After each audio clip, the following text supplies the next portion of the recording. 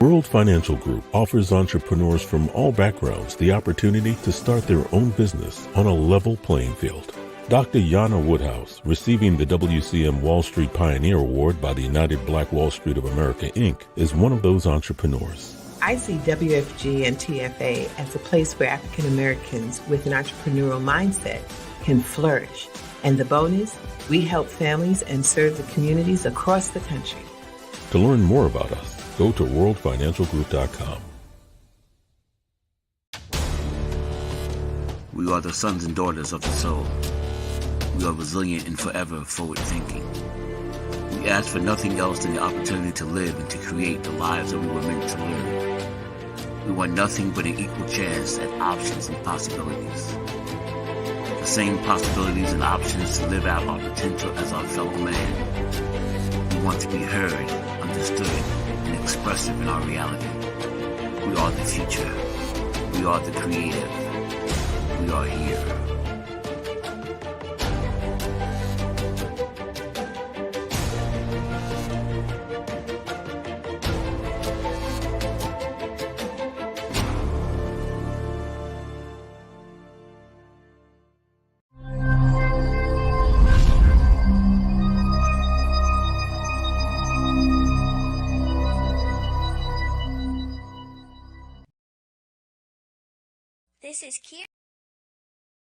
This is Kier Rogers, and you're listening to Urbanology with my dad, Tony Rogers, on WHCR 90.3 FM New York.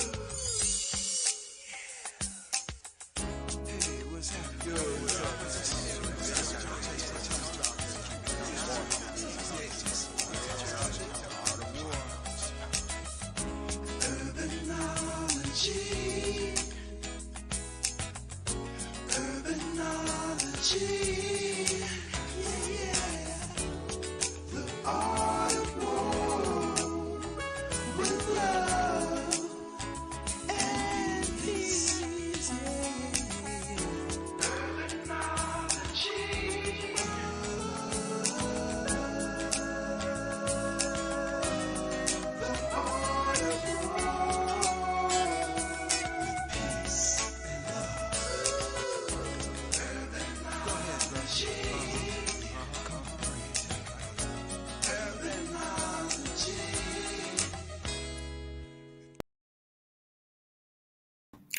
Good afternoon. Tony Rogers here, your host for Urbanology, the Art of War. I hope all is well.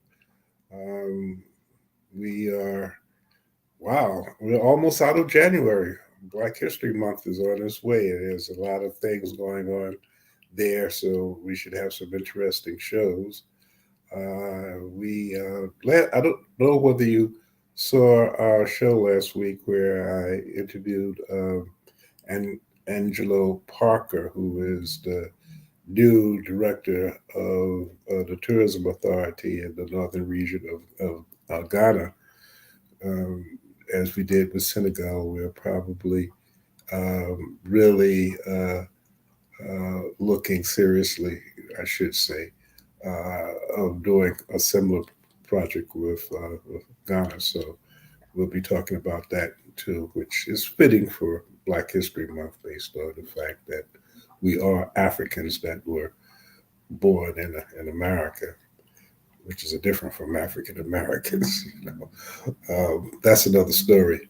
Today, I have the pleasure of having a guest that, we were talking backstage. I've known LaZette from our days at George Washington. So as we were talking throughout, I'm sure this 45 minutes, you'll hear some historic stuff about those days, the good old days, as we would like to say. But LaZette is really a person who has become very, very, very crucial to the Black arts community in New York City.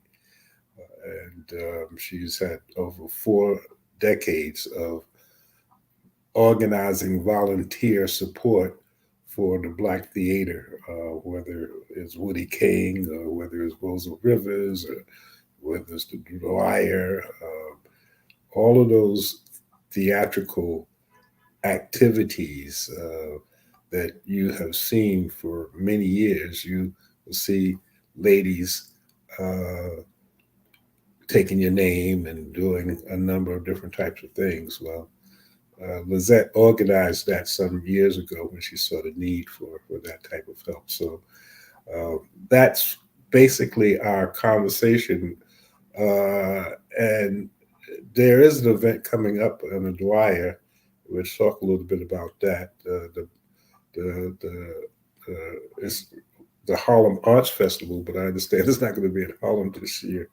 So we'll talk about that. But there will be a preview at the Dwyer this coming Saturday. I believe it's Saturday. We'll get the date straight when that comes on. But this weekend there will be a preview of that famous art show that for many years took place at Riverside Church. So it gives me great pleasure to introduce a dear friend for, wow, over 60 years. LaZette McCants. Hi, Tony. Hey, Zette, how you doing? I'm doing great. And as they say, better than most, better than most. I well, really appreciate this opportunity to be here, Tony. well, Lizette, you've always kind of been behind the scenes making things happen. And we're going to get into how you started the whole Diva, volunteer Diva component. But before that, I would like the listeners to just know about who you are. Tell us a little bit about LaZette McCants. Okay, well, I'm LaZette McCants. I'm a woman with a passion and commitment to arts, culture, and community, and a true champion for volunteerism. I'm also a volunteer extraordinaire. I'm also a torchbearer for Black theater, as well as a writer of the Vivian Robinson Black Theater Express, and a friend of Vivian Robinson, the group created by Mary B. Davis. All of those titles are titles, but what has led me there is art, culture, and community. And I really began to formalize things over a decade ago, um, through my work again with Black theater and other community activities. And one Harlem day, my mother and I were out, and we ran into a young lady named Deborah Ann Bird, who has the theater company called Take Wing and Soar Productions. It just happens that during that time, I was on the nominating committee for Delco. And Deborah Ann had been nominated for Richard III, her and Timothy Stinkney, but we couldn't find them. Who are they? Where are they? Oh, gosh. So lo and behold, I run into Deborah Ann, but we find out she's in residence at the National Black Theater. Hmm. There she is out there Harlem Day handing out flyers in her full actress regalia. If you know anything about actors and entertainment, they're always ready. And she said, Miss Lizette, I need help, Miss Lizette. And that was the beginning of a wonderful relationship, but again, the beginning and my full awakening of the power and the need for volunteers who are essential. Okay, volunteerism and volunteering is the gateway to so many things. But Deborah Ann had a formalized training program for those of us that wanted to volunteer, which eventually I took over. But it was always such a wonderful experience. But again, we always volunteered. So now a couple of volunteers are down on 54th Street at the Shetler Theater volunteering. So here we are, sassy ladies. So we say, well, who are we? We're the Volunteers of America. We're the volunteers, divas of the world. And it came out to be we are the Volunteer Divas. And it was the Volunteer Divas Plus because we said we can't leave the brothers out, which translated into Volunteer Divas and Divas Plus. And over these decades, as Tony has mentioned, we have serviced and provided services for Black Theater, Harlem Week, Jazzmobile, Harlem Arts Alliance, Harlem Opera Theater, and the numbers continue to grow. And Woody King, he always said, "Boy, if it wasn't for LaZette and the volunteer divas, Rosa Rivers, uh, the Dwyer." Mhm. But one of the things, and we're going to get back into the volunteer divas, but I just wanted to touch on one of the events that you promoted because you do a lot of marketing and promoting, and the Harlem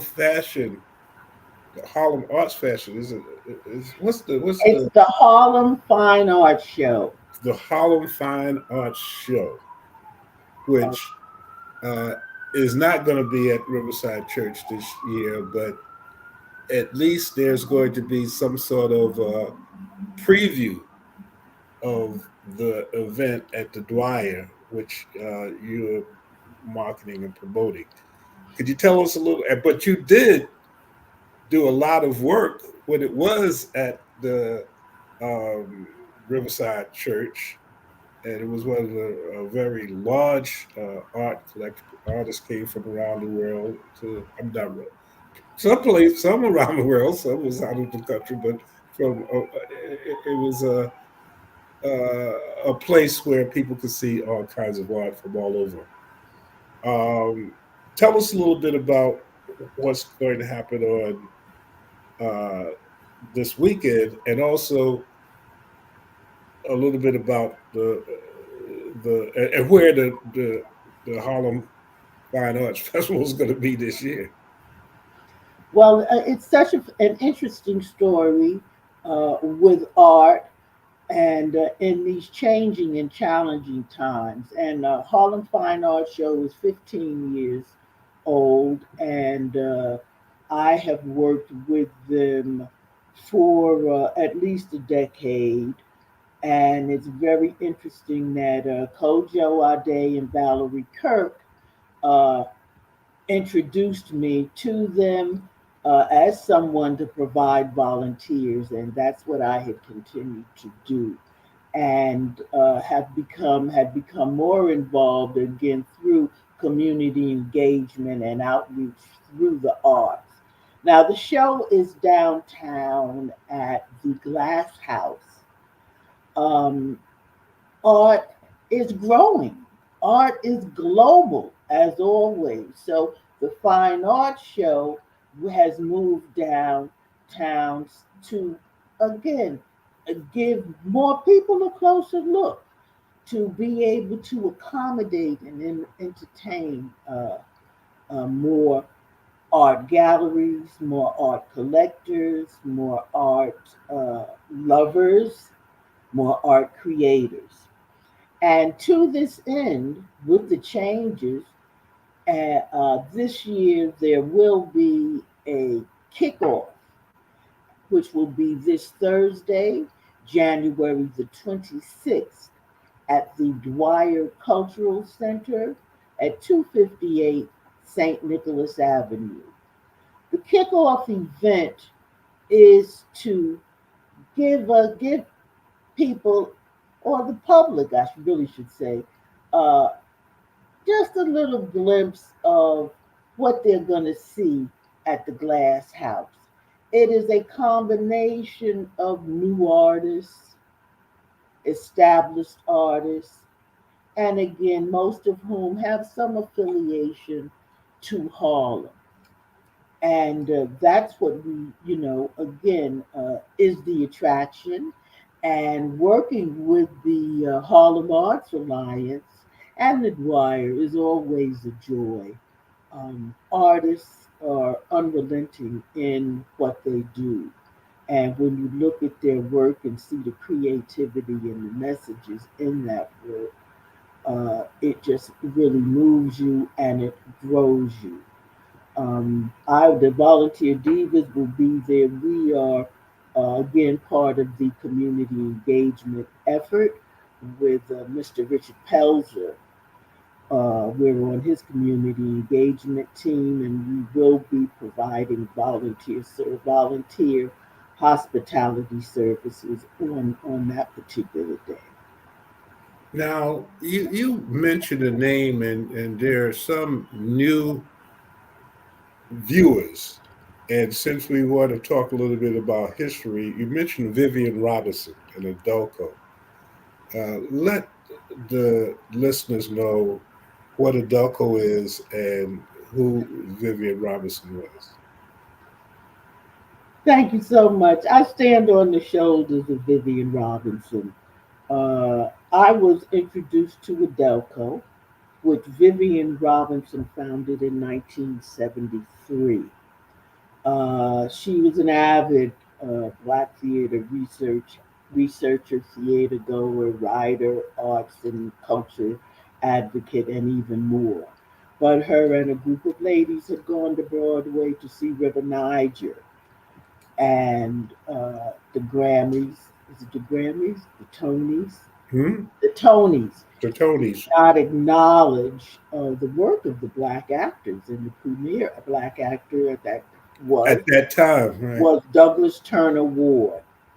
And these ladies, Vivian pulled them together in 1973, got incorporated and formed ADELCO, the Audience Development Committee, and they give recognition awards for excellence in Black theater. ADELCO is 50 years old, and Wow. they started with the Black arts movement and the Black theater movement. And the interesting thing, Tony, is we want to see the plays, we want the people to make the plays, but again, who's going to get those people that are going to come see the plays? And Vivian took on that charge. And she took it on in the form again of a Delco, which was education and awareness to us of Black theater and what's in the community, what's accessible, and how enjoyable it is. And I have continued on that. And in Vivian's passing, her dearest friend Mary B. Davis wanted to give a tribute to her, and again created and developed Friends of Vivian Robinson, but created the Torchbearers for Black Theater ceremony.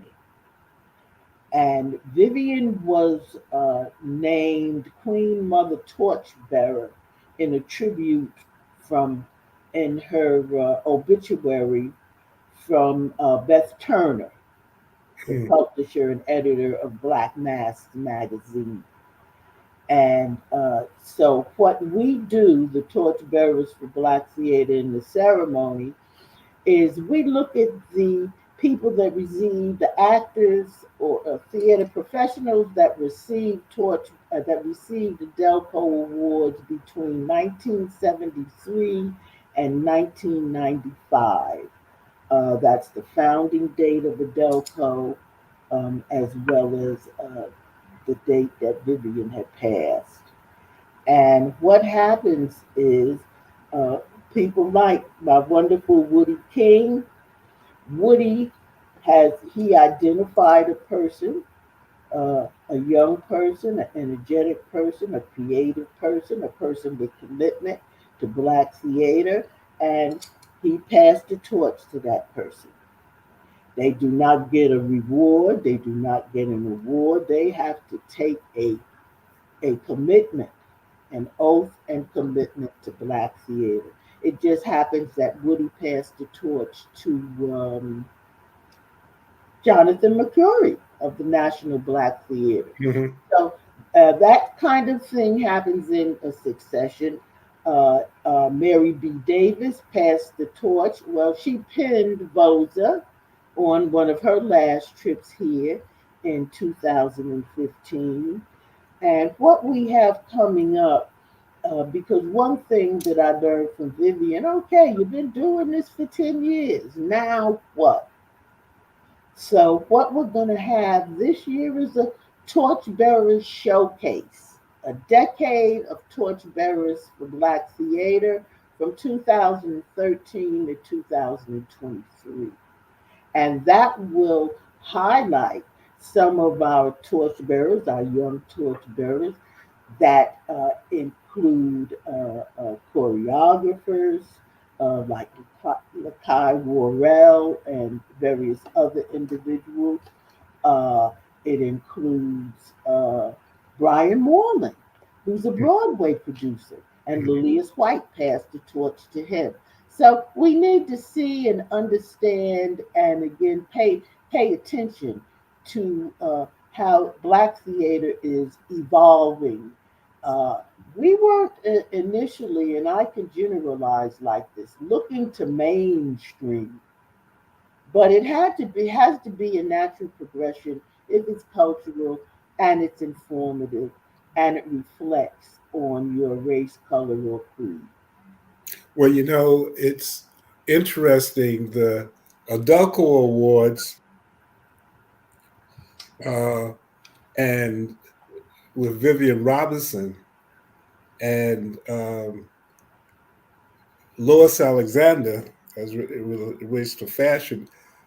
When we started Harlem Week in the 70s, those two ladies made sure, they said, you have to make sure, if you are developing this forum, to highlight these artists and these designers that are not getting any, rhythm. And now you're in the newspapers and you have some sort of significance. And it's very interesting as to how they kind of shaped a lot of the stuff that is taking place. And then with you, LaZette, I mean, you were with Blafika. A lot of people. Blafika was the organization that was the foundation of the chamber and Harlem Week and all of that stuff. And if you hear people talk about Blafika, you're talking about a group of people again, that go back all the way to George Washington, and then you're talking about those years where we used to do the Act One and Justine's and the Friends of Distinction and all. These are all people who kind of grew up together in some form or fashion. The William Easleys, and now of course Rafif, who just passed, but he used to piss me off. He said, "Man, don't call me William Easley no more, because I won't speak to you." Well, one of the things too, and what drew myself and my high school friend Glenda to Blackfrica was we had heard about Blackfrica, and you're looking for something to do. What am I going to, something creative? Where's the people at? And a dear friend, Andy Reddick, took us to a Blackfrica meeting and and introduced us to Michelle Scott. She brought us into the fold. But Blackfrica also had a speakers bureau because we were somebody. We were starting to be somebody. People contacted us either to speak or for those types of resources. Blackfrica had the resources for arts and culture again and community. So that again that's not a new thing. But even as I'm talking, and realize that it's in my DNA. It's in your DNA. It's in our DNA. Anyone that's interested in finding out who they really are. Right. So as I'm talking to you, it's just my mind is kind of going back, and I've said, well, wow, yeah, we used to do stuff so many years ago. So as you say, it's been kind of like in our DNA to promote, because that's what Africa, we would bring people on trips, and we would introduce people who are in politics to people who are in music, people who were writers and poets. We would take them to the school. We would Earth, Wind, and Fire before they were Earth, Wind, and Fire. We would take them to the colleges, and uh, and and that's again the spirit that Adelco, it was just a fit, because that whole understanding of all of those things and all of those people, and the fact that if we don't do it, if we don't promote it, we should not be upset when people who don't look like us don't promote it. you know, Even though some things have started to change, I know that the Harlem Community News, for instance, now has become the major focus, which is a beautiful thing because it's almost full circle. um, Irene, Gandhi, and so many others, they went to the producers, the actors, uh, anyone who's in a black play or writing it or producing it, says, "Look, there's a newspaper here in Harlem, and it's in Bronx, Brooklyn, and Queens. Make sure that if you're black and you're in a show, that they advertise it to the people that you want to come to see you." you know, to allow for people to open up their arms, because Broadway realized that black people will come if you have something that they want to see. But before all of that, before all of what is taking place now, it was the adultos, and it was the people like yourself, the Vivian Robinsons, and the like the Lois Alexanders. Nobody, I mean, it's 1974. You could not find a black fashion show. I mean, it was just, there were designers, but it wasn't what was going on. If you went to, I don't even know whether it was in Fashion Week. I'm not even sure when Fashion Week came about. I think that was a little later, but and there were so many artists. uh, you mentioned Woody King, who was another pioneer. When you talk Yeah, about Ossie Davises and Harry Belafonte's, and the theater companies. I mean, we had Miss Jeanette. You know, we had it still a Billie Holiday theater. All of those individuals also have been resources that have again continued to make it happen. Um, I think, and working with arts and culture, I think empowerment. We were so empowered then, but now empowerment is coming back. And when I say that, people in situations feel like, woe is me. Oh, hey, get up and handle your business.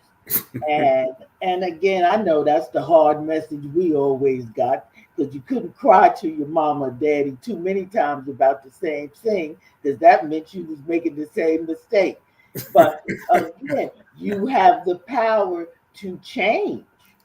Not your yeah, destiny is going to be your destiny, but you have the power to change your situation. And again, as a volunteer, and I know I keep bringing it up, it is such a focal point. We are essentials, just like healthcare workers. Black theater and the black arts, they don't have no money. So I can't talk about, oh, volunteers save you money. No, I started doing it because there were gaps in what they needed, and we could fill those gaps. And just a quick funny story. I used to just be there bringing so much and trying to make so many things happen. And I could remember one evening I was going out. My mother said, if you take another thing out of this house, you better go live where you're taking it. Well, I laughed, and it was, but this is what we do, and it's just nutsy, nutsy. I visited with Miss Flora, who introduced me to Adelco. She was a dear friend of Vivian and Miss Ruby and Clarice Clay and, Miss Mickey. And as I visited her last week, uh, on the way out the door, her How old daughter, is she now? she's 95. Okay.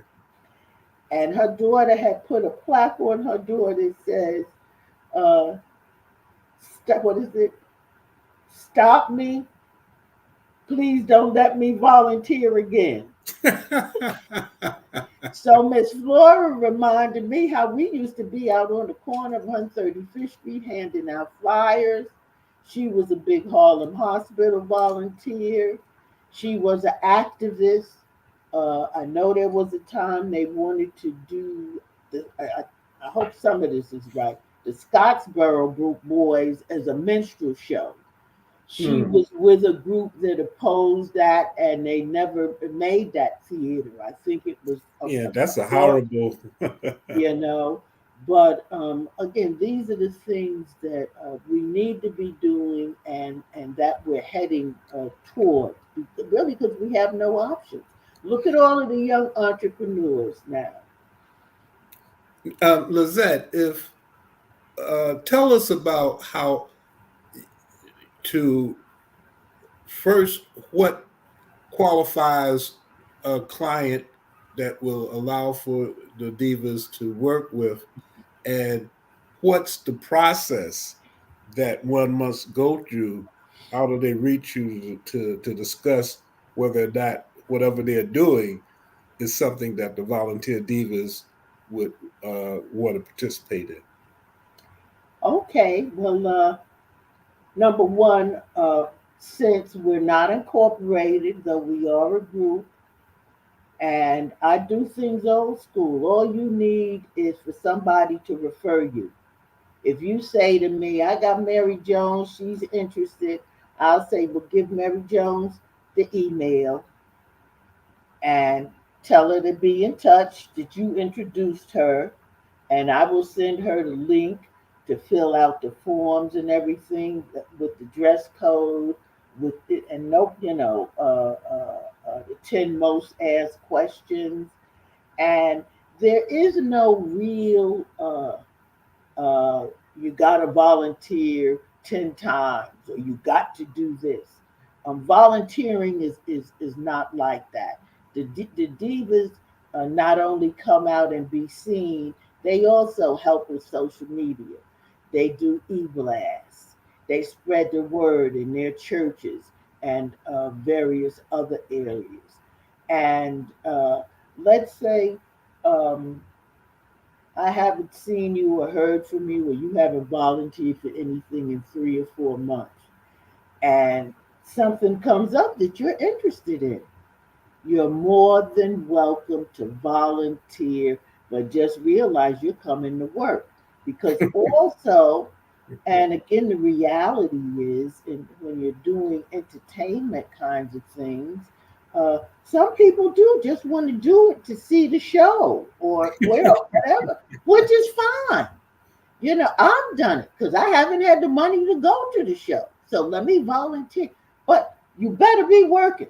You can't just sit down and watch, right? Yeah, but and again, people come for different reasons. Some of the ladies come and they can't even stay. They say, I just had to get out of the house and come and be around this environment.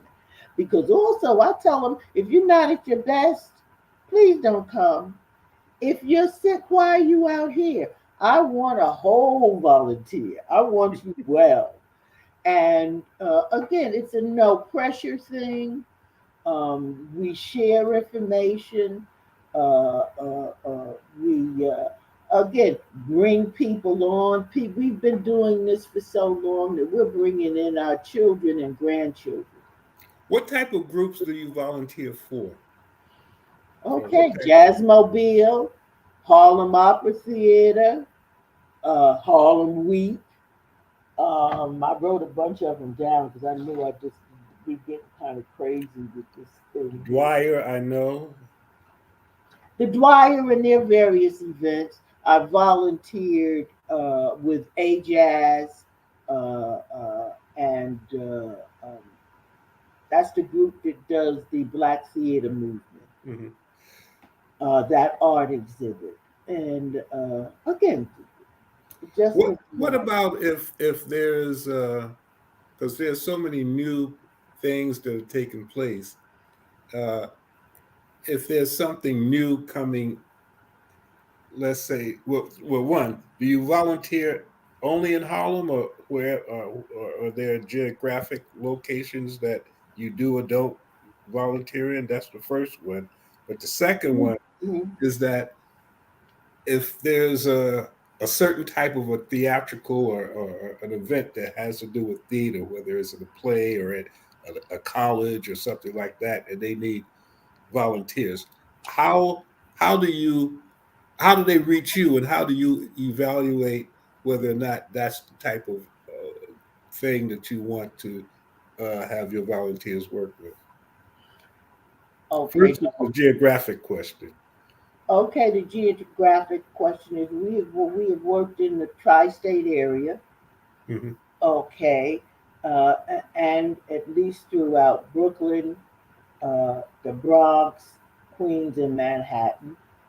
Again, based on request, availability, and what an individual would do is send me an email and request. Tell me about the event, what their needs are when the event is. Hmm.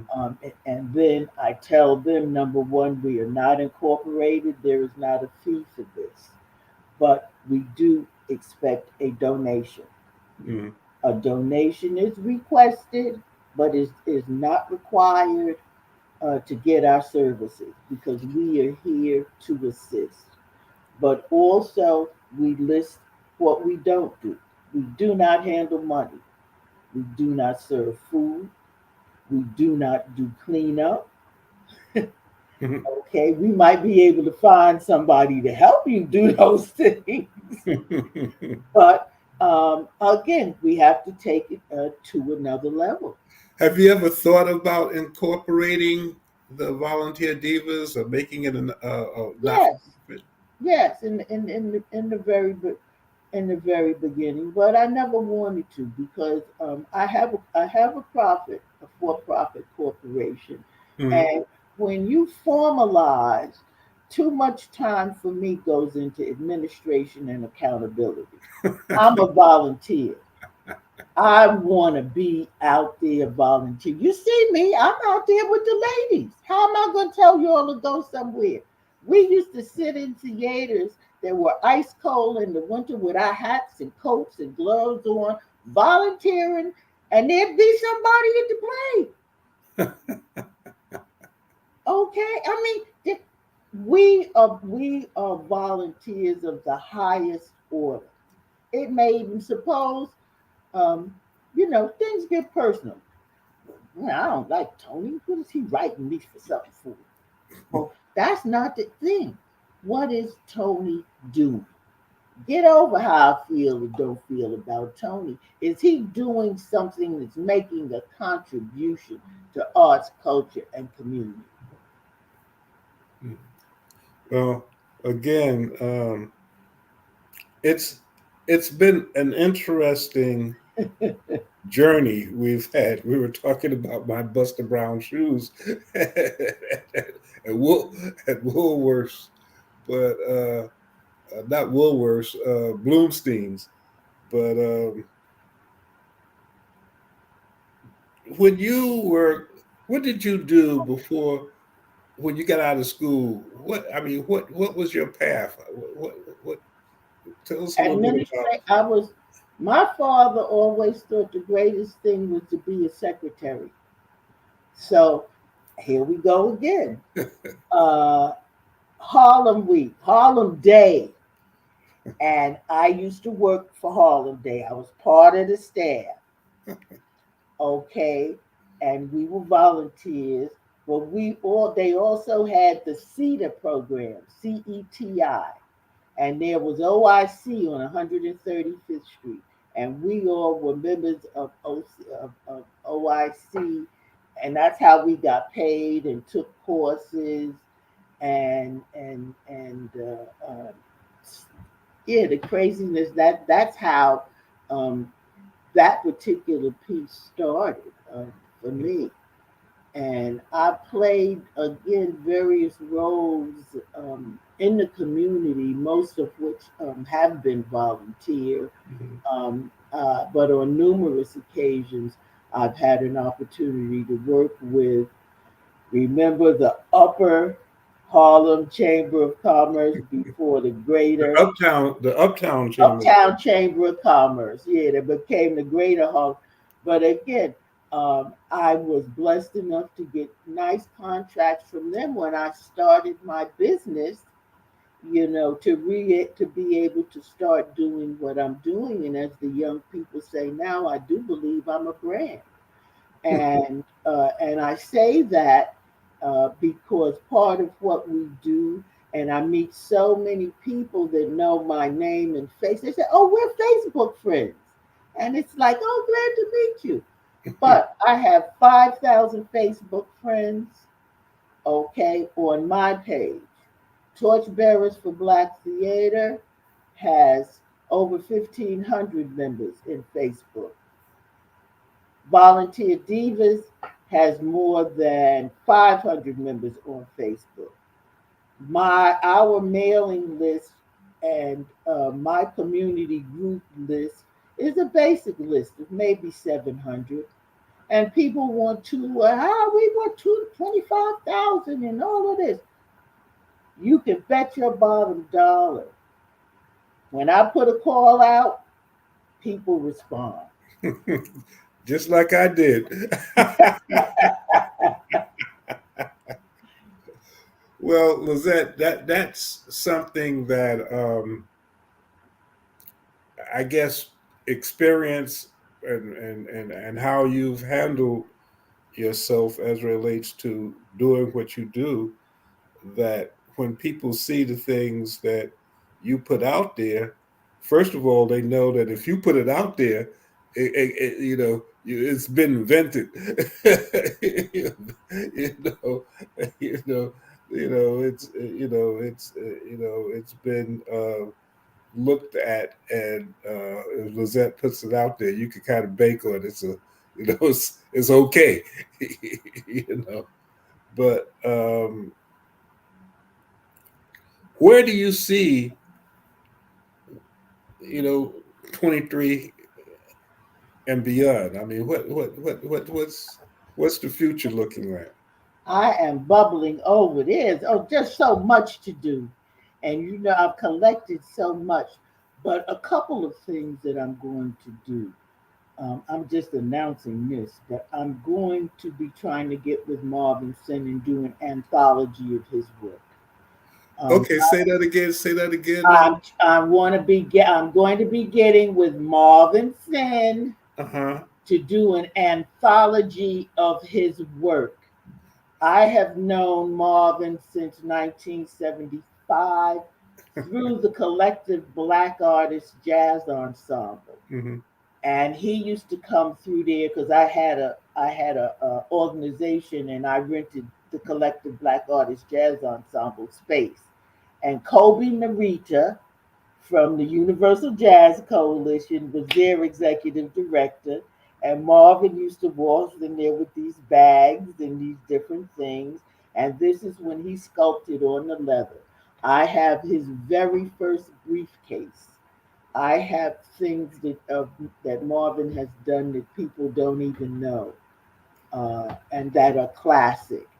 But I think everybody in Blafrica, that was kind of like what you could recognize a Blafrica person. And we're talking about Marvin Kelly, Marvin Sin is his art name, but he's one of the.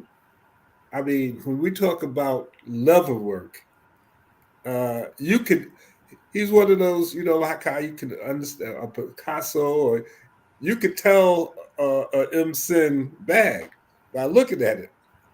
And if you ever go to Harlem Week, uh, you we have a kind of a fine arts section right across from the precinct. You go up into the parking lot, and M Center is all the way in the back, and there's always people looking for bags and the like. He also designed, when we talk about Harlem Week, the logo of Harlem Week, Marvin designed that. Uh, and we were roommates. You ever go to our parties on 100, we were on Riverside Drive? Hello, Zach. 644 Riverside. we Too much information. Yeah, we had some serious, lit parties. There was about five of us. They were all basically from Columbia. I was the only one from City College. But it was interesting. Larry Frazier, who is in Washington, is top lawyer in Washington. And Danny Glover's attorney, and Marvin Sin with bags. And he just did his pop-ups in Ghana. Marvin did. And yeah, well, Ghana, interesting enough, um, I'm working on a project with Ghana now, and last week I had my guest to be the head of tourism in the northern region. But when I first interviewed him, Marvin was in Ghana. Well, Marvin has his place in Ghana, but he had some sort of an infection, so he was in the hospital. So when and it was just funny how it worked, because Lloyd calls me, Lloyd Williams. He says, "Man, Marvin is in the hospital. He's in Ghana." I said, "Wow, I'm interviewing with the Minister of Tourism on Seoul City." So we talked about that, but I brought that up because you brought up so many other stories that relates to the bags. And in Ghana, Marvin is the first one that introduced me to the Ashante and Indika designs. The golden age of Black art, when Marvin birthed that, again with the Ndenkra symbols. And again, these are the things, we know what's happening, but I want to pull that together to look at the history and future again of some of the artists. Right. And also, as you ask what's coming up, we accumulate a lot of things. I'm going to do, as fundraisers, some pop-up flea markets. One again directed at arts, culture, and community, with classic, vintage, and fine items from, whether it be from theater, whether it be clothing, like it be used for costume design, whether it can be vintage pocketbooks, and as you mentioned, the fine arts section for Harlem Week. Uh, um, One of the artists, Ona Otiti. She's wonderful. She does pins and designs, but one of the divas has donated some of her work, some of her old work, again for the flea market. So that's what it's going to be. And they'll be, and I want to do them in three different locations. The Salvation Army, I'll be doing one, and I think I'll be down on 79th in Columbus. And we're going to do a rooftop in Harlem, hopefully at the Dwyer. And again, things to highlight the arts, but also we'll be making trips with Vivian Robinson's Black Theater Express. And again, as I told you, our first trip this year will be Cowboy, which starts February the 11th, the story of Bass Reeves. and that And is give the address to where the play is going to be, and we would like to do something on one of the forums, Soul City and WHCR. But give the address. it's at the Actors Temple Theater on 339 West 47th Street between 8th and 9th. And So, you can Google Actors Temple Theater or Cowboy. mhm. And we'll probably look at doing, and it starts February when?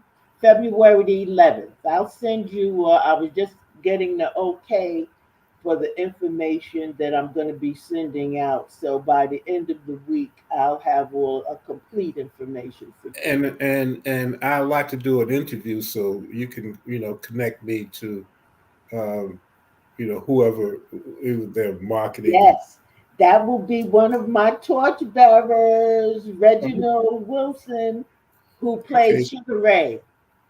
all But right. he received, he's an Adelco Award winner and received one of the first torches in 2013. Hmm. So thank you, Tony. I will put him in touch, but and it just makes me feel once again there's so much that I do is relevant and appreciated. Sometimes Well, volunteers are unsung heroes or sheroes.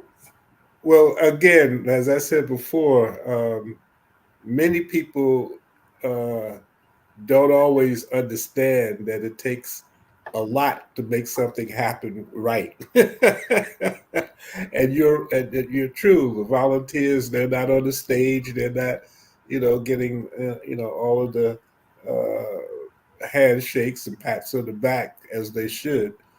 But I thought it was important to have you on, LaZette, because I've seen your work. Um, and our connections, whether it's George Washington High School or Africa Promotion or Harlem Day, Week, Month, whatever those things are, you've been there. We've seen a lot of stuff, and one of the things that, uh, which may be another show, a lot of the volunteers created careers and major contacts just by doing that. That's one of the things that um, we haven't always touched on. But even through Harlem Week, the people who volunteer get to meet people that they would never really be able to meet and have conversations and develop career development or job development opportunities based on that type of connection. So those are some of the other things. How would someone reach you, Lizette? What's the best way for them to reach you? The best way to reach me is LaZette McCants at gmail.com. So, so again, Lizette, it's been a pleasure. Uh, as I said, it's almost 60 years, and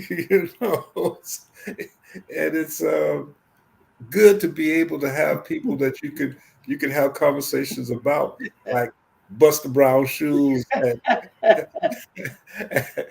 and Bloomsteins, or Gosh, uh, AJ amazing. Lester and Harlem. But we have to document it, which is why I'm glad again that there's a platform such as Soul City, because what we're talking about uh, of things, we know about the first Harlem Renaissance. A lot of that was not recorded as it should have been because the technology wasn't there. In 1974, Harlem Day marked the theme was the beginning of the second Harlem Renaissance. Right. And the things that we're talking about now, the people like yourself and others, will be looked upon as that group that brought in the second Harlem Renaissance. We're probably in the middle of it now, There's a hotel coming into Harlem, and where that hotel was coming in before, we used to, in the Victoria Theater, we used to look at all of the movies that would take place. I think they had, the Buster Crab and the, Flash Garden and all of those serial movies. And then when we saw all of the movies, we play tag until they catch us and kick us out. There's a hotel coming there now, but there's history. Of course. And that's the important thing.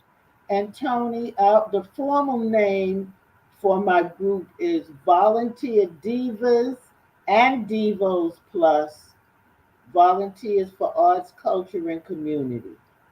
My tag on Facebook and Instagram is LaZette McCants. There are also groups for volunteer divas and torchbearers. Put those names in Facebook search, and they will come up. And again, if you are looking or came in at the beginning of this, you can go to the Soul City digital. I believe that's on YouTube, or HTB Harlem for Facebook page. Actually, it's even on the Chamber Facebook page, the Greater Harlem Chamber of Commerce Facebook page, so that you can see this. But the idea is that we're documenting people like yourself, LaZette, so that those who come after us will be able to understand, how all of this took place. Because in 1974, you would never have thought that we would be where we are now, but we are. Thank you so much, LaZette McCants. I appreciate you. Thanks for taking time to allow for people to know who you are. And before you leave, just give the address to the Dwyer event again, so that people can be aware of it. The Dwyer event, and it's the Harlem Fine Arts Show kickoff at the Dwyer Cultural Center at 258 St. Nicholas Avenue, entrance in 123rd Street. The event is from 7:30 to 9:30, and you can go to hfas.org for more information. And I know Adamola Olujibafola will be, of course, one of the featured artists for that evening, as well as our own little lovely Alicia Brown, who is just a wonderful artist and teaching artist and arts activist. And that's where they're leading us. Also, Franco the Great lives right up the block. We've invited him. He doesn't get around well, but we can't leave our elders out. He painted at a show in 2017, the Harlem Fine Arts Show. Franco painted a complete scene blindfolded. So, yes, and he's from Panama, but he's homegrown, still right there on 126 in St. Nicholas. Thank you, Tony. That's my story, and I'm sticking to it. Well, thank you, and I'm glad that you are. Thank you, Soul City, for giving us this platform. And next week we will. Actually, we are getting ready to go into Black History Month, so a lot of our stuff will start focusing. Even though I'm not sure why they give us the shortest month in the year, but then again, every day is Black History Day for us, so it's always good to make sure that we keep that in mind.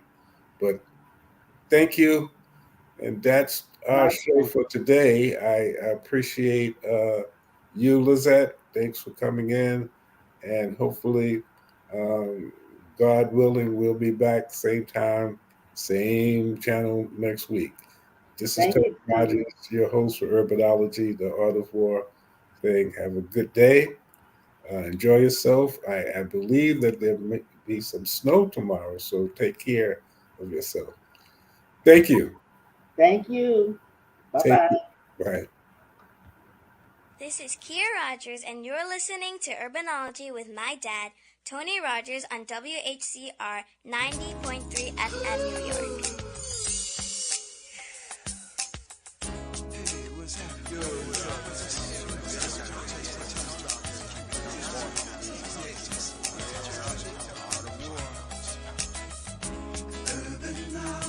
Urbanology.